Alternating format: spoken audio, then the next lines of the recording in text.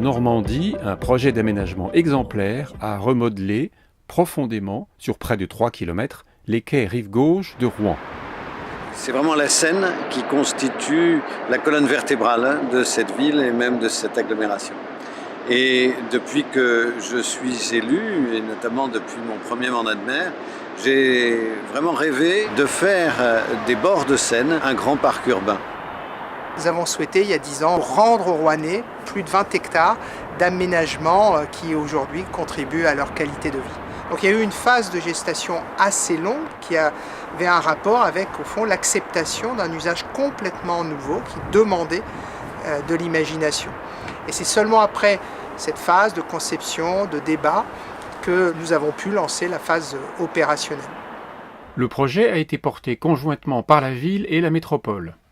Sa conception et sa réalisation sont revenues à 2 maîtres d'œuvre. L'agence in situ était en charge de la partie amont.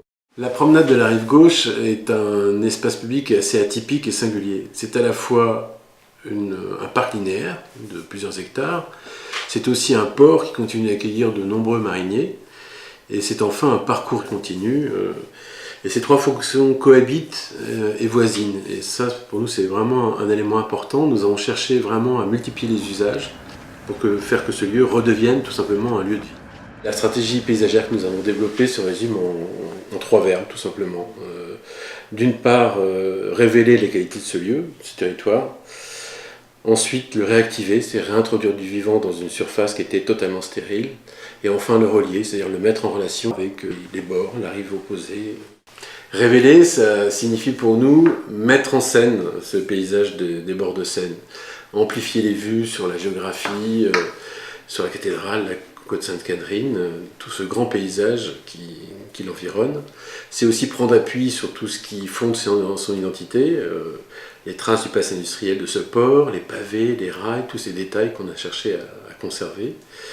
Et puis c'est aussi diversifier les ambiances, travailler par séquence, oui, caractériser chacun des lieux d'une façon un peu forte.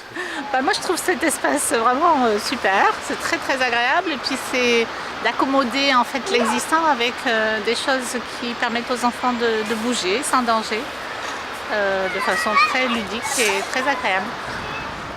Réactiver, cela consistait avant tout à fertiliser les sols en place, à planter abondamment, à réintroduire du vivant.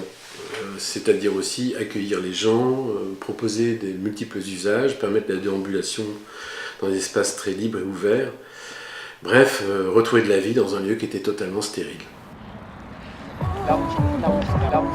C'est super sympa ce qu'ils ont fait parce qu'avant il n'y avait rien. J'y allais jamais sur les quais rive gauche, à part pour la foire une fois par an. Et maintenant il y a du paysage, de l'animation, les gens ils courent. Ça va jusqu'à la presqu'île et franchement c'est que du plaisir de faire du sport là et même se balader. Enfin, relier. Les paysages sont des espaces de relation entre des maîtrises d'ouvrage, entre des maîtres d'œuvre, entre des habitants, entre des rives. Nous avons installé la continuité d'un parcours qui s'arrime au travail initié par Jacqueline Hosty en aval. Enfin, nous avons multiplié les points de contact, les ponts, la jetée, les escaliers, les rampes, les toboggans. Ce sont autant d'accroches à la rive gauche comme à la rive droite. Je pense qu'il ne faut pas avoir peur du vide. En ville, le premier luxe, c'est vraiment l'espace disponible. Et ici, on a conçu l'esplanade, la promenade du Borinquet et la prairie comme des grandes respirations, des ouvertures sur l'horizon. Pour la partie aval, l'atelier Jacqueline Hosty était l'autre maître d'œuvre. Il est important pour moi de resituer cette promenade dans son contexte plus large, dessiné par la géographie, celle d'un site grandiose, d'un fleuve, de ses coteaux boisés et de cette activité portuaire encore très présente. C'est pourquoi j'ai voulu affirmer une présence végétale forte sur le site, en résonance à la végétation des coteaux et pour évoquer cette scène bucolique, et puis à la fois d'avoir une certaine rusticité des aménagements qui rappellent cette histoire et cette présence portuaire très importante, et en même temps que les aménagements reflètent une certaine simplicité pour accueillir le maximum d'usages et permettre une appropriation la plus grande possible de ces espaces. Alors, cette promenade des quais, longue de 1,5 km, comporte 2 séquences séparées par un futur canal qui va relier l'écoquartier à la Seine. Ces séquences ont 2 caractères particuliers. La séquence amont est beaucoup plus urbaine puisqu'elle comporte une série de hangars. Entre les hangars, nous avons ménagé des grands espaces volontairement peu plantés pour permettre ces profondeurs de vue, donner cette relation du quartier vers la Seine.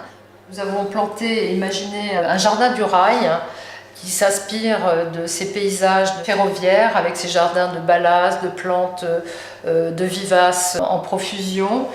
Ça ménage des espaces aussi de repos et d'activité pour les différents usagers des différents hangars.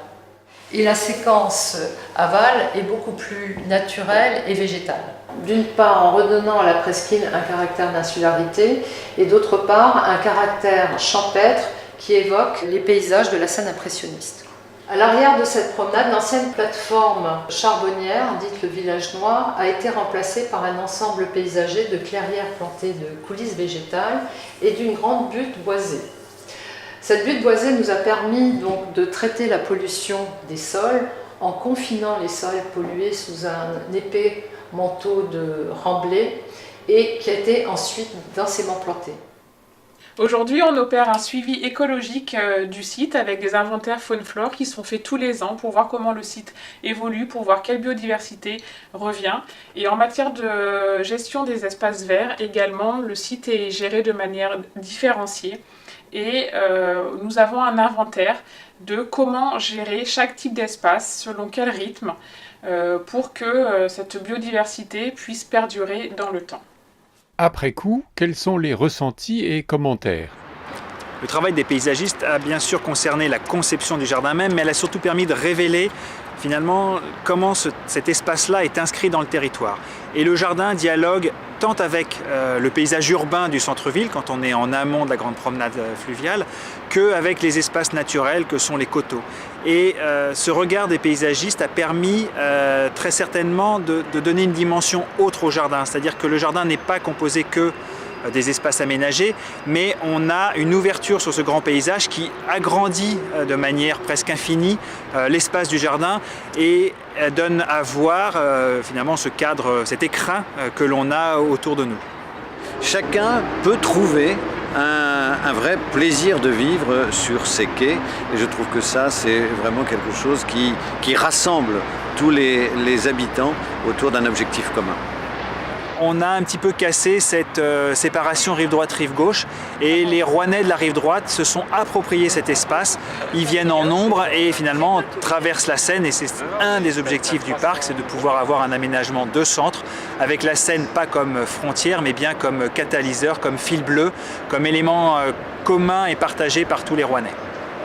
Le gain en qualité de vie est vraiment spectaculaire. Plus personne ne nous parle de ce qui existait avant, des parkings en plein air, des activités économiques peu valorisantes. Aujourd'hui, on a une petite forêt en cœur de ville le long des quais. On a des prairies, on a des plantations importantes, des aires de jeu, des espaces de sport. On a un lieu de convivialité et la vie quotidienne des habitants est modifiée de façon importante. C'est un plus qui est aujourd'hui apprécié et qui favorise une attractivité renforcée. Et une vraie chance que de valoriser cela pour les générations futures.